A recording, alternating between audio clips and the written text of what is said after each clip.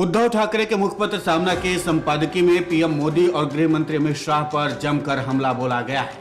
संपादकीय में लिखा है कि पुतिन की तरह पीएम मोदी को भी सत्ता से जाना होगा। पटना में वैगनर ग्रुप ने यही तय किया है। संपादकीय में गृह मंत्री अमित शाह के विपक्ष के फोटो सेशन वाले बयान पर भी उन्हें आड़े हाथों लिया गया। सामना में कहा गया, आज पुतिन के देश में क्या हो रहा है। पुतिन की ओर से अपनी सुविधा के लिए तैयार किए गए वैगनर ग्रुप नामक सेना ने ही पुतिन के खिलाफ बगावत का खुला ऐलान कर दिया है। रूस में विगत कई सालों में हुआ चुनाव सिर्फ छलावा था।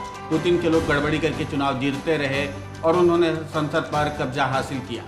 हिंदुस्तान में भी यही चल रहा है और लोगों के मन में भी क्रांति की भावना निर्माण हो रही है। सामना में कहा गया, बीजेपी ने सत्ता को बरकरार रखने के लिए कई बिकाऊ लोगों को अपने इर्द गिर्द रक्षक बना करके खड़ा किया है। कल यही लोग सबसे पहले पीएम मोदी और शाह की पीठ पर वार करेंगे और सड़क पर उतरेंगे। पुतिन के मामले में भी यही हुआ। यह पुतिन के खिलाफ बगावत से साफ हो गया। वैगनर ग्रुप की सशस्त्र सेना को रौंद डालेंगे, ऐसा था पुतिन ने दिखाया, लेकिन उनसे हुआ नहीं। किसी भी तानाशाह के मन में ऐसी दहशत कभी न कभी निर्माण होती है। पुतिन हो या मोदी, उन्हें बगावत का सामना करना ही पड़ता है। पटना में शुक्रवार को 17 प्रमुख विपक्षी राजनीतिक दलों की बैठक हुई थी। इस बैठक के बाद केंद्रीय गृह मंत्री अमित शाह ने कटाक्ष करते हुए कहा था, विपक्षी लोग फोटो के लिए एकत्रित हुए और कितने भी विपक्ष एक साथ आए, लेकिन बीजेपी 300 से ज्यादा सीटें जीतेगी, ये तय है। इस पर अब सामना में कहा गया है, अमित शाह ने अपेक्षा के अनुरूप ही प्रतिक्रिया दी है। देश में फोटो प्रेमी कौन है?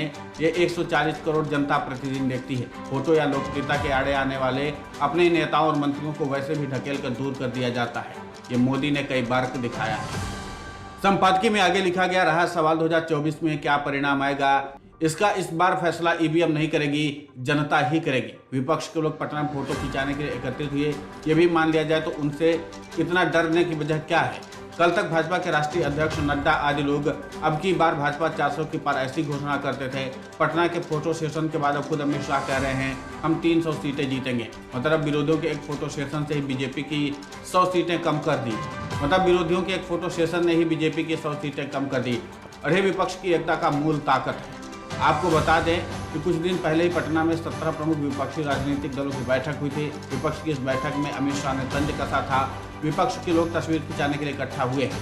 अमित शाह ने कहा कि कितने भी विपक्ष एक साथ आ जाएं, बीजेपी को 300 से ज्यादा सीटें जीतने से कोई भी नहीं रोक पाएगा। शाह के इस बयान पर संपादकीय में तंज कसा गया है। हालांकि जिससे पटना विपक्षी दलों की बैठक हुई, उसके बाद से ही विपक्षी दलों पर विपक्षी दलों पर बीजेपी ने निशाना साधना शुरू कर दिया है और महाराष्ट्र में उद्धव ठाकरे देवेंद्र फडणवीस के बीच बाकायदा वाकयुद्ध चल रहा है। ऐसे में एक बार फिर से सामना ने बीजेपी पर हमला कर महाराष्ट्र की सियासी तापमान को बढ़ा दिया है। हालांकि दोनों ही ओर से एक दूसरे पर आरोप प्रत्यारोप का दौर शुरू हो चुका है। ऐसे में देखना दिलचस्प होगा कि सामना के स्थान पर बीजेपी की ओर से क्या जवाब दिया जाता है, क्योंकि जिस अंदाज में सामना में सवाल उठाए गए हैं, उसके बाद बीजेपी की ओर से प्रतिक्रिया आनी तो तय मानी जा रही है। देखते हैं बीजेपी की ओर से उद्धव ठाकरे को क्या जवाब दिया जाता है, क्योंकि अभी तो उद्धव ठाकरे और देवेंद्र फडणवीस आमने सामने हैं और बीच में एकनाथ शिंदे ने भी उद्धव ठाकरे को निशाने पर ले लिया है। अब सब कुछ महाराष्ट्र में इन दिनों सियासी तौर पर लड़ाई चल रही है। देखना दिलचस्प होगा इस लड़ाई का अंत कब होता है।